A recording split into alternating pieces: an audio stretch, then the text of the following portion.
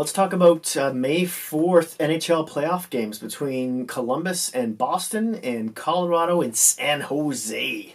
Now, let's first start off with the Blue Jackets Bruins game. Boston won this 4-3. They now take a 3-2 series lead. The game was in Boston tonight, so the next one's in Columbus, obviously. This game, for the first two periods, really was kind of boring. There wasn't really much going on. Columbus, a little side note here, started with 7 defensemen, and one of them was a KHLer who they had drafted years ago, who they had just signed, and he played somewhat sheltered minutes tonight. I didn't really notice him too much, so that's probably a good thing. First goal here in the second period by Krejci. He gets his third of the playoffs, assisted by DeBrusk and Bax, just after the period started. Now, this was actually a bad goal that Bobrovsky allowed. I don't know what just happened with my mouth there. And it's kind of just slid underneath him. Like his pad came off the ice for like a second and then went down, and that's when the puck went over. Apparently it was sort of bobbling on the way there. It threw him off, whatever. Still a bit of a bad goal. And then we move into the third period here, and just all hell breaks loose, really. And there's no other way to explain that. Another thing I noticed is there wasn't as many like sort of ferocious hits in this game. So I'm sure Tortorella really wanted the Columbus Blue Jackets to stay out of the box. So the teams were hitting, and you'll see that by when we look at the team stats. But there wasn't those, hardcore hits. I do believe someone got Chara in this game at least once. It's always fun to see him go down at least once a game. You're like, ooh, the tree fell down. So the Marchand goal, he gets his 5th the playoff season, assisted by Tony Clifton. It's not Tony Clifton. I just thought it'd be cool if his name was Tony Clifton. For those of you who remember Andy Kaufman, Man on the Moon. No? Anywho. And Bergeron at 4:51 there. On this goal, Marchand had almost a point-blank shot. Nobody was covering him. Some of the D were out of position. And the rebound, Bobrovsky just makes an amazing save on him. But there's a rebound, and it goes right back to Marchand, who does not make a mistake on his second shot. And it goes in. There you have it. But then something happens. Just the dam breaks, and Columbus gets a goal. Jones, his 3rd of the playoffs, assisted by Werenski and Atkinson. Now, this one was hotly debated because it kind of went in the side of Rask, and apparently the only one who saw it go in was Foligno, because on a lot of the original replays, you couldn't see the puck in the net. And we're like, yeah, that's not a goal. I don't see the puck. But on after they showed you, the 5th or 6th or so angle, you can see the puck squeezing in past his pad, and you don't see it in the net, but you see it cross the red line. So whatever. It was a goal. There was a long delay because of it. And then bam, and then Boston comes right back. Pasternak and Marchand, they really started doing some damage in this game. The perfection line. This Pasternak goal was a bit of a soft one allowed by Bobrovsky. It was hard because it was sort of a 2-on-1. And the defender was going after the passer. So, but all Bobrovsky had to do was take care of Pasternak. But Pasternak, of course, looked at the passer. Pasternak looked at his teammate and then just made a hard wrist shot at the net. And it just kind of squeezed by under his stick, sort of between the blocker. And when it was kind of lucky, you could say it was, but it still looked like an accurate shot. Hey, it went in. But it was just, anyways, it was strange. Bobrovsky maybe got fooled. And a lot of players are doing that right now, if you don't, throughout the whole season, really, for maybe the last couple of years. They're looking in one direction, and they're shooting to throw the goalie off. So, hey, it worked. What is it, like not even a minute later? Dzingel for Columbus scores. So it's 3-2 now. Dzingel gets just a mean slap shot that goes over the shoulder of Rask. I don't think he had much chance on that one. It was a beautiful... Duchesne did all the work on this goal. Beautiful pass from him. A little more than a minute later, Columbus scores again. Kukan? Or is it Kuhan? He gets his first of the season, assisted by Panarin and Anderson. This Kukan goal was a nice pass from Panarin to Kukan in the slot, who just blasted past Rask, and all of a sudden, all the kids in TD Garden are just bawling. No, what's going on? But of course, yeah, that's not the end of it, because with not even a minute, but a minute and a half or so left in the game, the perfection line strikes again. It's unbelievable. It's how these guys, how good they are. Pasternak gets his second of the game, sixth of the playoffs, assisted by Marchand, who gets his third point of the evening, and it's like that rabbit punch thing never happened. It doesn't affect the guy. All of a sudden, his coach must have said something to him. Probably shook his finger. Or maybe it was Char who just, and he didn't do anything crazy in this game, and he was quite productive. And there you have it. There it is. Let's talk about the team stats. Faceoffs were 29-25 for Columbus, which is a little shocking. I think that's might be the first time Columbus won the faceoff section in this. Maybe Bergeron is usually the one who wins most of them in any case. Was it Anderson from the Columbus Blue Jackets who said going into the faceoff circle against Bergeron is like, it's like he uses a crowbar, and yeah, it's amazing how he does it. And they also had an interesting note that for the first 3 years in Bergeron's NHL career, he was a winger, and they wouldn't let him anywhere near the faceoff circle. So it's funny how guys grow, right? Hits were 42-32 for Columbus. So there was still quite a bit of hits in this game. That's a lot. You figure teams like Calgary, Toronto, Chicago, Nashville had maybe on average 16, 17 hits a game during the regular season. And the hits are 42-32 in this one. Playoff hockey. Yeah, I know. Giveaways were 11-4 for Columbus. This was Columbus's big problem, especially in the first and for a lot of the second period. They were just giving away pucks at their in the neutral zone, and then Boston would stand up, 3 players at their blue line, and they just couldn't get entries, and they're just giving the puck away all the time. Panarin would try to force plays a lot of the time, and he ended up giving the puck away, which led to 2 of these goals on the night. So I think that was Tortorella's beef with guys. He's like, in the interview after the game, he said, we just didn't make any plays. There was no plays. But he guaranteed they'd be back for Game 7. Watch that interview with Tortorella afterwards. And he some of the reporters, Tortorella says to the reporters, don't listen. He gets angry with them. Don't ask me any stupid questions. And I have to kind of say I agree with him. Because the reporters are asking him, well, how do you feel about the game today? Well, how do you think I feel about the game? Don't ask me any rhetorical questions you already know the answer to, Ask me simply about strategy or, whatever. Just don't ask me. Yeah, I understand his frustration. Maybe I'm not as a hothead as he is, but it makes for entertaining TV. Back to the team stats here. The takeaways were 14-4 for Columbus. Because they came to play, I want to say, halfway through the second and especially the third.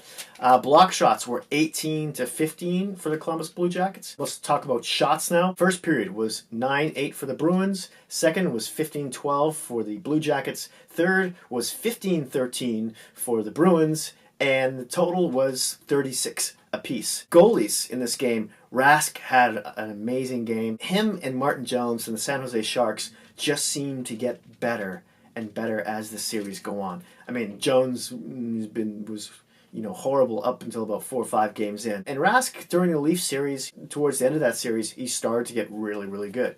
Like, especially when the saves, when the goals really mattered, when the saves really mattered. So he stops 33-36 with a .917 save percentage, and he's now 7-5 in the playoffs. Bobrovsky saves 32-36 with a .889 save percentage, and he's now 6-3. Bobrovsky makes saves almost no goalie in the NHL should probably be making, playoffs or not. Just to watch him play is so much fun. But I have to say, in the past few games, he's letting in at least 1 a game, maybe 2, that another elite goaltender might have. In this case, Rask has been out goaltending him, believe it or not, especially the last couple of games. I mean, Bruins won them. So 3 stars. Pasternak is the number 1. He's got 2 goals. He was a +3. He had 17:48 of ice time. Rask is the 2nd star, and Marchand was the 3rd star with 1 goal, 2 assists. And he was a +2 and had almost 21 minutes of ice time. Let's talk about the San Jose Sharks beating the Colorado Avalanche 2-1 in San Jose, and now take a 3-2 series lead. So, first period, no goals. There was no goals in this one. There was 1 called back in the first, as you can see on the board there. And the reason this goal was called back was because there was a high stick just before the puck went in. So, obviously, a lot of the fans in attendance did not like that.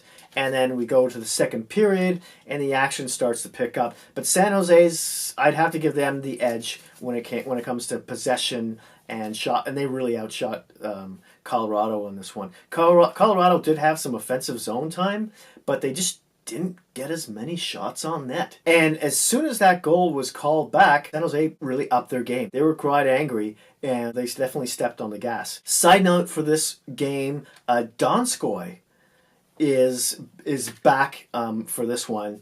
So he's...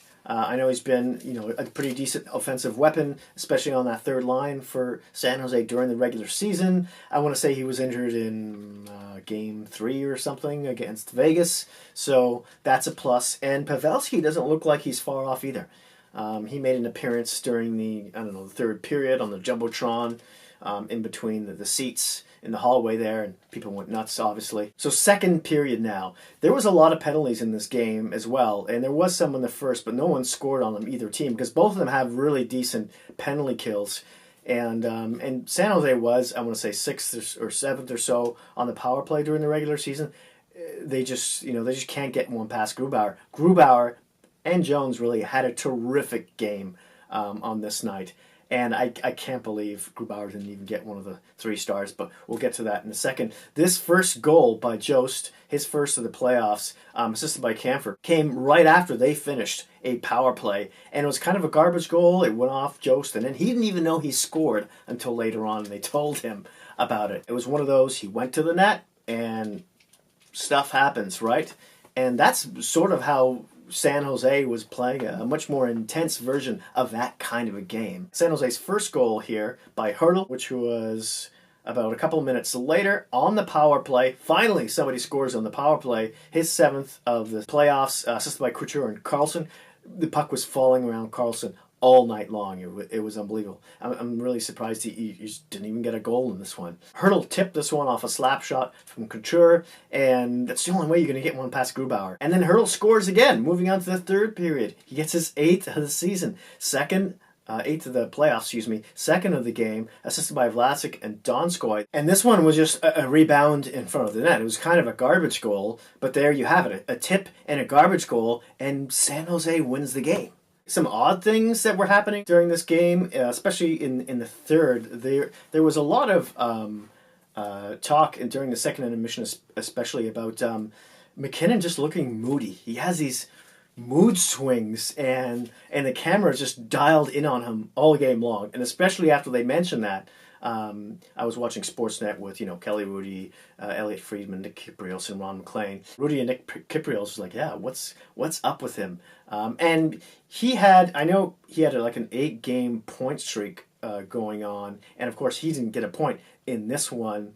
And up until I want to say 4 minutes into the third period, he didn't have a shot on net either, which was quite surprising. So hence why he might have been a bit frustrated. The other weird thing that happened during the game was when the puck went behind the Colorado net, Joe Thornton went to get it, and when he did, Grubauer sort of came out and cross-checked him in the back, and then turned and went back to his neck, the net, not his neck. That'd be impossible because his neck is attached.